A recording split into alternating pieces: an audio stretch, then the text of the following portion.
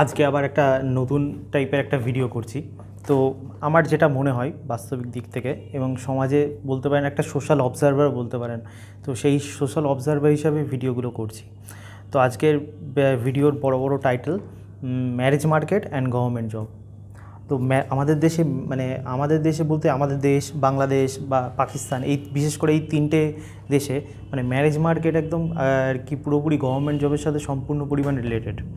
তো আমাদের দেশে গভর্নমেন্ট জব কত পরিমাণে বেরোয়, আর প্রত্যেকটা মেয়ের বাবার, একদম মেয়ের বাবা বলুন বা ছেলের বাবাও বলুন, ছেলের বাবাও আজকাল চাই তার বৌমা যেন একদম গভর্নমেন্ট জব করে, আর মেয়ের ছেলের বাড়ি থেকেও চাই যে তার জামাই যেন একদম গভর্নমেন্ট জব করে। তো গভর্নমেন্ট জবের যে ক্রেজ, সেটা আমাদের দেশে একদম প্রচুর পরিমাণে বিদ্যমান। আমি সিম্পল ল্যাঙ্গুয়েজে বলছি, গভর্নমেন্ট জবের যে এত ক্রেজ, প্রথমত এই ক্রেজটা আর কি কী বলে, দুই পক্ষকেই, ছেলে পক্ষ কী বলুন মেয়ে পক্ষ বলুন, দুপক্ষকেই সম্পূর্ণ পরিমাণে শেষ করে দেবে। তখন মেয়ে যখন একটু যখন মেয়েদের থেকে আমি বলি, ছেলেদের পরে, ছেলেদেরটা আমি পরে পরে বলছি। তো মেয়ে যখন ধরুন একটু পরিমাণে আর কি ঠিকঠাক, দেখতে শুনতে ঠিকঠাক, পড়াশোনায় ঠিকঠাক, তো প্রত্যেকটা বাবা মার তাহলে থাকে, তার জামাই তাহলে আমার সরকারি চাকরিওয়ালাই চাই। কিন্তু সরকারি চাকরিওয়ালা চাই, সরকারি চাকরির যেগুলো গ্রুপ সি লেভেলের জব, গ্রুপ ডি লেভেলের জব, সেগুলো তো কারোর পছন্দ নয়। সেগুলোতেও পছন্দ নয় বলা ভুল, তাদেরও ভালোই ডিম্যান্ড, কিন্তু তাদের স্যালারি তো প্রচুর পরিমাণে কম। যারা গ্রুপ সিতে, আমাদের রাজ্য সরকারে যারা আর কি গ্রুপ সিতে ডিতে চাকরি করে, তাদের স্যালারি 30,000 টাকাও সব কিছু মেরে কেটে আর কি ইনহ্যান্ড স্যালারি হয় না। সেন্ট্রাল গভর্নমেন্ট হলে হয়তো একটুখানি বেশি, এই হচ্ছে অবস্থা আর কি মোটামুটি। তাও যে ঘরের পাশে চাকরি হবে তার কোনো ইয়ে নেই, চাকরি তো আর ঘরের 30,000 টাকা যদি ঘরের কাছাকাছি বিজনেস করে বা চাকরি করে যদি ইনকাম হয়, তাহলে তো কোনো ব্যাপার হয় না। আপনার বাড়ি এইখানে, আপনার 100 কিলোমিটার 200 কিলোমিটার বা অন্য রাজ্যে গিয়ে আপনাকে ইনকাম করতে হবে পাশে আপনাকে সেই ইনকাম করার জন্যে। তো প্রবলেমটা হলো, তো ব্যাপারটা হচ্ছে কি, যখন মেয়েরা সুন্দর থাকছে, যখন বা ছেলেরা সুন্দর থাকছে, বিশেষ করে মেয়েরা, মেয়ের বাড়ি যখন মেয়ে সুন্দর থাকছে, মেয়ে যখন সব দিক থেকে আর কি পড়াশুনো ঠিকঠাক মোটামুটি, কিন্তু চাকরি পায়নি, প্রিপারেশান করছে, তো তখন তার হাইফাই ছেলে চায়, গ্রুপ এ ছেলে চায়, গ্রুপ বির আর কি ছেলে চায় সেন্ট্রাল গভর্নমেন্টের বা রাজ্য সরকারের। কিন্তু রাজ্য সরকার কটাই বা গ্রুপ এ পরিমাণে বের করছে আর কি ভ্যাকান্সি, আর সেন্ট্রাল গভর্নমেন্টই কতই বা পরিমাণে বের হয় গ্রুপ এ গ্রুপ বির একদম অফিসার লেভেলের চাকরি।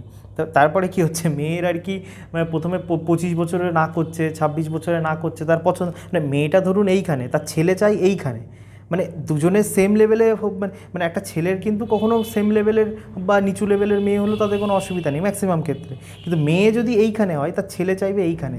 তো একবার যেমন মেয়ের বাড়ির লোক চালাক, ছেলের বাড়ির লোকটাও তো গাধা না, তা ছেলের বাড়ি তাহলে বলবে তো আমি মেয়ের বাড়িতে যে এই লেভেলে আছে, আমি তাকে কেন করবো, সেও ওপর লেভেল, সবাই একজন এই ওপর লেভেলে যেতে চায়, আর একজন এই ওপরের লেভেলে চায়, সবাই ওপর লেভেলের খেলা খেলছে। তো ওপর লেভেল খেলা খেলতে খেলতে যখন 26 বছর 27 বছর হয়, রিজেক্ট করে কোনো ব্যাপার না। তারপর আস্তে আস্তে যখন 27, 28, 29, 30 বছর বয়স হতে থাকে, তখন প্রবলেম কী হয়, তখন তো আর মেয়ের কি বলে, তখন হয়তো মেয়ে আর কি তার পছন্দ মতন ছেলেও পেলো, কিন্তু ছেলেটা তার থেকে বয়সে অনেক পরিমাণে বেশি, অনেক বয়স্ক, তার থেকে এজ ডিফারেন্স অনেক বেশি, তখন আর তার লুকসের দিক থেকে পছন্দ হয় না। আর তখন মেয়েটা আর কি যাদেরকে রিজেক্ট করেছে, ওই ধরুন 20 বছর 25 বছর সময় যাদের রিজেক্ট করেছে, তারা হয়তো সে সময় ছোটোখাটো কাজ করতো, কিন্তু তার আর কি তারা হয়তো 5 বছর 10 বছরের মধ্যে আবার নিজেকে ঠিক দাঁড় করিয়ে নিয়েছে, তারা তো আবার অন্য জায়গায় বিয়ে করে নিয়েছে। তো এরকম হচ্ছে সমাজের পরিস্থিতি পুরোপুরি, বিয়ের একটা ভীষণ পরিমাণে সবাই আর কি বিয়ে এখন ব্যাপারটা হচ্ছে এই হচ্ছে একটা টেবিল, এই টেবিলের মধ্যে তুমি কতটা রাখবে, আমি কতটা রাখবো। তো ব্যাপারটা হচ্ছে যা বাস্তবের চিত্র, তো মেয়ের বাড়ি যতটা রাখবে, ছেলের বাড়িকে তার থেকে একটু বেশি রাখতে হবে। আবার ছেলের বাড়ির মায়েরা বাবারা ভাবে মেয়ের বাড়ি যতটা রাখবে, তো ছেলের বাড়িকে আর কি মেয়ের বাড়িকে একটুখানি বেশি দিতে হবে, আমার ছেলে কষ্ট করে এত বড় অফিসার হয়েছে, এত কিছু হয়েছে। তো প্র্যাকটিক্যালি এরকম করে যদি ব্যালেন্স করে, এরকম করে যদি বাজার মূল্য, দ্রব্যমূল্য একদম লাভ ক্ষতি সব কিছু প্রিসাইজ করে যদি বিয়ে হয়, তো এই বিয়ে ম্যাক্সিমাম ক্ষেত্রে এই ধরনের বিয়েগুলো কোনো পরিমাণে টেকার না আর কি পুরোপুরি। আর একটা কথা যেটা দেখুন, আজ ফিউচারে যে যুগটা আসছে, সেটা গিগ ইকোনমি আসছে, ওরকম আগে যেটা আমাদের বাবা মায়েরা বলতো যে আপনি কোথায় চাকরি হন, আমি এই ডিপার্টমেন্টে চাকরি করি, রাইটার্সে চাকরি করি, বা আমি এখানে চাকরি করছি, বিদ্যুৎ ভবনে চাকরি করছি, একটা পার্মানেন্ট জব। কিন্তু ফিউচার কখনোই এরকম, মানে ফিউচারে যে যুগটা আসছে, ফিউচারে আমি খারাপ ভালো বলছি না, সেটাও একটা সময়ের সাথে সাথে মানুষের জীবিকা সব সময় চেঞ্জ হয়। তো এখন ফিউচার যে যুগ আসছে সেখানে আপনি কখনোই বলতে পারবেন না যে আমি এই কাজ করি, মানে ফিউচারে যেটাকে বলে গিগ ইকোনমি মানে কি, আমি কিছুটা এই কাজ জানলাম, কিছুটা ওই কাজ জানলাম, কিছুটা এই কাজ জানলাম, এই বিভিন্ন রকমের কাজ জানলাম, কখনো আমি এই কাজটা করছি, কখনো আমি ওই কাজটা করছি, মানে এরকম টাইপের পুরোপুরি চলতে থাকবে। তো ব্যাপারটা আমি মানে কি বলে অ্যাজ এ সোশ্যাল অবজারভার আমি তো বলতে থাকবো আর কি, পুরোপুরি যখনই একটা ঠিকঠাক ছেলের বাড়ি বলুন বা মেয়ের বাড়ি বলুন, দুজনকে যদি ঠিকঠাক ভালোবাসে বা দুজনের মধ্যে আন্ডারস্ট্যান্ডিং মোটামুটি ঠিকঠাক থাকে, তো মোটামুটি কম বেশি দুজনে যাই থাকুক, মানে দুজন মানে সম্পূর্ণ মানে আজকের যুগে যদি সম্পূর্ণ ডিপেন্ডেন্সি, মানে আজকে আমাদের দেশে মানে নামে আমাদের দেশে মানে 5 ট্রিলিয়ন ইকোনমি হবে, এ হবে, অনেক গল্প আছে, মানে আমাদের দেশের অবস্থা বাংলাদেশের থেকেও খারাপ, পাকিস্তানের থেকেও খারাপ। কোন দিক থেকে? Woman participation in workforce. আমি এখানে কোনো ছিক করে কোনো ডাটা দেখাবো না, মানে যদি কারোর ইচ্ছা হয় সে ইউটিউব মানে গুগল চেক করে নিতে পারে। মানে ওম্যান পার্টিসিপেশন আমাদের দেশে মানে মাত্র 21%, কি 21%ও নিচে। সেখানে বাংলাদেশ পাকিস্তানে ওম্যান ওয়ার্কফোর্স পার্টিসিপেশন আমাদের থেকে অনেক অনেক বেশি। মানে আমাদের দেশে এখানে মেইনলি আর কি মেয়েরা পুরো হাউসওয়াইফ হবে, মানে তাদের কোনো মানে 100টা মেয়ের মধ্যে 80% মেয়ে তারা হাউসওয়াইফ হবে, তারা শুধু ঘরের মানে কাজ করবে, আর কোনো তারা কাজ করবে না, তারা ইকোনমিতে কোনো রকম কন্ট্রিবিউটই করবে না, আর সমস্ত রেসপন্সিবিলিটি ছেলেদের ওপর গিয়ে পড়বে। মানে মানে যখন একদিক থেকে মেয়েরা বলছে তাদের সমান পরিমাণে অধিকার চাই, সব কিছু সমান চাই, কিন্তু মানে টাকা ইনকাম করতে গেলে তো মেহনত লাগে, টাকা ইনকাম মানে আজকে যদি মানে এরকম কোনো মানে সিনারিও তৈরি হয় যে কোনো মেয়ে রাজি হবে যে হাউস হাজব্যান্ড কেউ হিসাবে, কেউ 99.99 কি 100% মেয়ে কোনো দিন রাজি হবে না যে অ্যাজ এ হাউস হাজব্যান্ড কোনো ছেলেকে সে মানে আর কি অ্যাজ এ স্বামী হিসাবে মেনে নেবে, কোনো দিন পসিবল না। কিন্তু প্রবলেমটা কি, মেয়েদের মানে হাউস ওয়াইফ হতে কোনো সমস্যা নেই, আবার হাউস ওয়াইফটাকে আরও গ্লোরিফাই করা হয়।